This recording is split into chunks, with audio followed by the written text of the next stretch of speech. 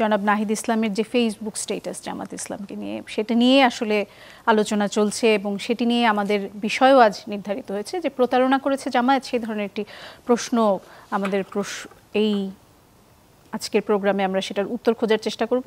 যেটি জনাব নাহিদ ইসলাম বলেছেন যে নিজেদের হীন স্বার্থ আদায়ে জামাত পিআর আন্দোলনকে দর কষাকষির হাতিয়ার হিসেবে ব্যবহার করে। তাদের উদ্দেশ্য কেবল সংস্কার ছিল না, ছিল কেবল কৌশলগতভাবে প্রভাব বিস্তার করা। ঐকমত্য কমিশনের আলোচনা জামায়াতের অংশ নেওয়া ছিল সংস্কারের মুখোশে একটি রাজনৈতিক নাশকতা। এবং আরও যেটি তিনি বলেছেন যে জামায়াতে ইসলামের কথিত যে পিআর আন্দোলন, এটি একটি সুচিন্তিত রাজনৈতিক প্রতারণা ছাড়া আর কিছু নয়।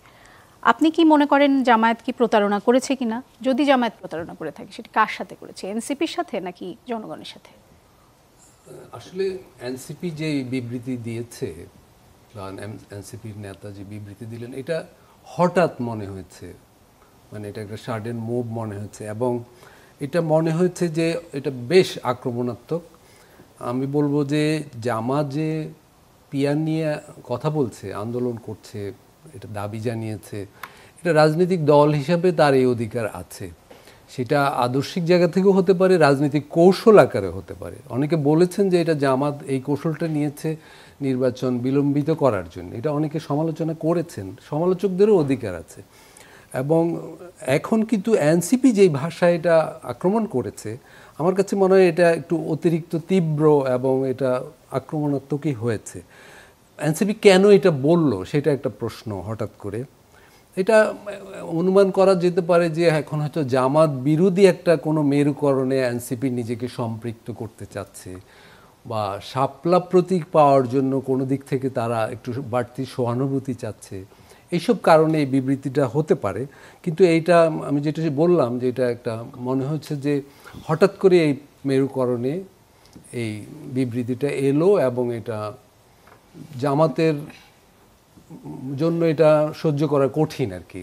দেখুন, জামাত যেই দাবিটা তুলছে সংখ্যানুপাতি, এটা ঠিক, জামাত কখনো জুলাই অভ্যুত্থানের আগে এটা নিয়ে কাজ করেনি, জনগণের কাছে যায়নি, বা এটা জুলাই অভ্যুত্থানের বড় কোনো এজেন্ডাও নয়, দুটোই সত্য। কিন্তু আসলে একদিন না একদিন বাংলাদেশের সংখ্যানুপাতিক নির্বাচনী ব্যবস্থা লাগবে।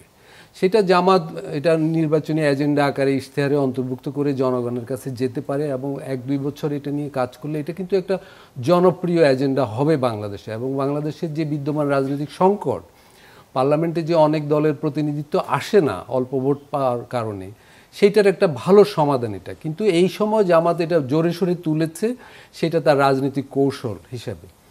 সেটা আমি বলবো যে এটা এই অধিকার তার আছে। জনাব পারভেজ, প্রতারণার বিষয়টি কেন এসেছে? না, আমি অবশ্যই এটা মনে করি না জামাত এই ইস্যু তুলে কোনো নাশকতার আশ্রয় নিয়েছে, যে শব্দটা বেসেছে, বা প্রতারণার আশ্রয় নিয়েছে, সুচিন্তিত রাজনৈতিক প্রতারণা, হ্যাঁ, এটা মনে হয়নি। এই ধরনের রাজনৈতিক কৌশল রাজনৈতিক দলগুলো নেয় এবং এটা খুব বেশি অন্যায় নয়। তাজনুম ভাই, আমি আপনার কাছেও একই প্রশ্নই করতে চাই যে আসলে প্রতারণার অভিযোগটি কেন উঠেছে, এটি একটি প্রশ্ন। আরেকটি প্রশ্ন হচ্ছে যে যেটি জনাব আলতাফ পারভেজ বলছিলেন যে এক ধরনের মেরুকরণ হচ্ছে কিনা, এবং যেটি শুরু থেকে বলা হচ্ছিল, অনেকেই বলছিলেন যে এনসিপি জামায়াতের বি টিম, অনেকে বলছিলেন যে দক্ষিণ পন্থার দিকে ঝোঁকা একটি দল। হঠাৎ করে কি এনসিপি এখন প্রমাণ করতে চাইছে কিনা যে তারা জামায়াতের সাথে নেই, বা জামায়াতের এক ধরনের সমালোচনা করে একটা অবস্থান পরিষ্কার করতে চাইছে, সেটি একটি কৌশল কিনা রাজনৈতিক? যদি এই প্রসঙ্গে বলি যে পিআর প্রসঙ্গে তারা যে আলোচনাটাতে মানে জায়গাটা জিনিসটাকে পুরো ব্যাপারটাকে নিয়ে গেছে, আপনি দেখেন জুলাই সনদের আইনি ভিত্তি না হলে জামাত সাইন করবে না, এই ব্যাপারে কিন্তু তাদের গত 2 মাসে অনেক বক্তব্য আছে, এটা অন রেকর্ড মিডিয়াতে তারা বলেছে।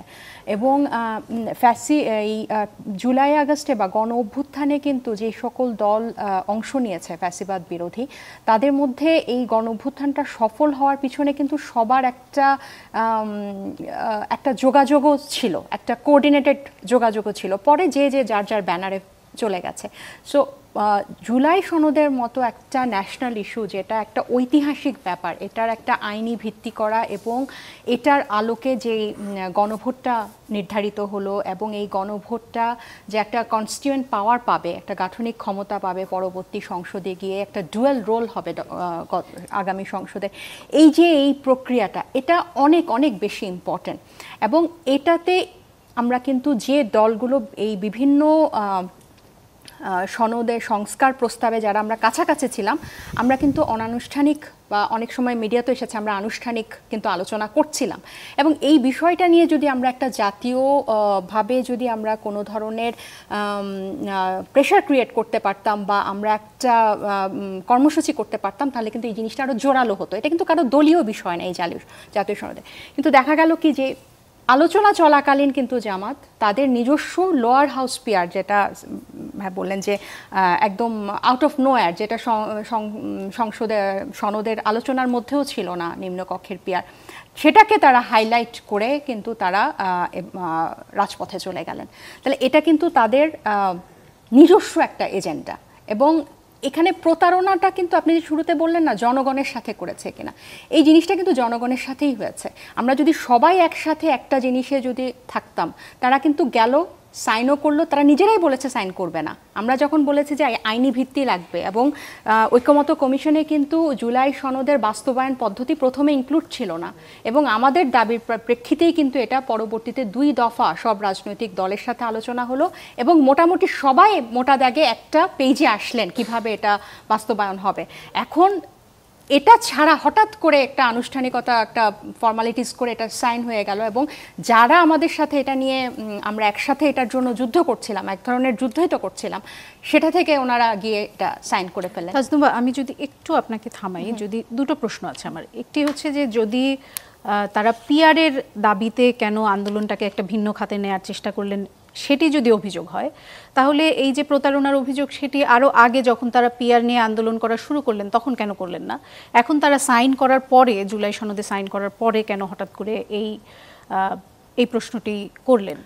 আপনার নিশ্চয়ই মনে আছে, আপনার নিশ্চয়ই মনে আছে যুগপৎ আন্দোলনের আগে কিন্তু আমাদের সাথেও এক ধরনের আলোচনা হয়েছিল। পরবর্তীতে যখন তাদের, আমরা শুনছিলাম যে আপনারাও আসবেন, পরবর্তীতে তাদের এজেন্ডা যখন তাদের দলীয় এবং তাদের মতো করে হয়ে গেল, এটা যখন জাতীয় কিছু হলো না, সবার স্বার্থ যখন এখানে, একটা জাতীয় স্বার্থ যখন এখানে ছিল না, তখন কিন্তু আমরা এখান থেকে সরে এসেছি।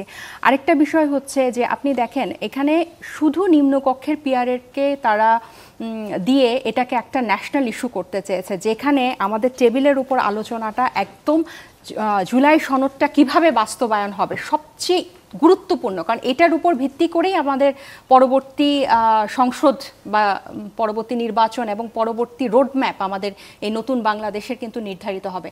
তাহলে আলোচনার টেবিলে একটা গুরুত্বপূর্ণ বিষয় রেখে, এবং আপনি যদি নিম্নকক্ষের পিআর না নিয়ে যদি এখানে অন্য কিছু ইনক্লুড করতেন, যে প্রথম দফা থাকতো যা জুলাই সনদের আইনি ভিত্তি বা আরো অনেকগুলো, তারা যদি নিম্নকক্ষে পিআর এর দাবি না তুলতেন, তাহলে কি আপনার মনে হয় যে জুলাই সনদ বাস্তবায়নের যে আইনগত ভিত্তির দাবি আপনারা তুলেছেন সেটি বাস্তবায়িত হতো? এখন দেখেন এখানে সনদে সাইন করে নাই, এই কারণটাতে আইনি ভিত্তি নাই দেখে সাইন করে নাই কিন্তু এনসিপি। কিন্তু এটা এনসিপির একক দলীয় কিন্তু ব্যাপার না। এটা যখন যে দলগুলো সব ব্যাপারে জুলাই সনদের কাছাকাছি আছে, এবং জামাত তো এটার ব্যাপারে অনেক বেশি, তাদের অনেকগুলো ব্যাপারে তাদের একমত আছে, এবং তারা এই আইনি ভিত্তিটা কিন্তু চাচ্ছিল, তাহলে তারাই নিজেরাই বললো যে আমরা কিন্তু আইনি ভিত্তি না হলে সাইন করব না।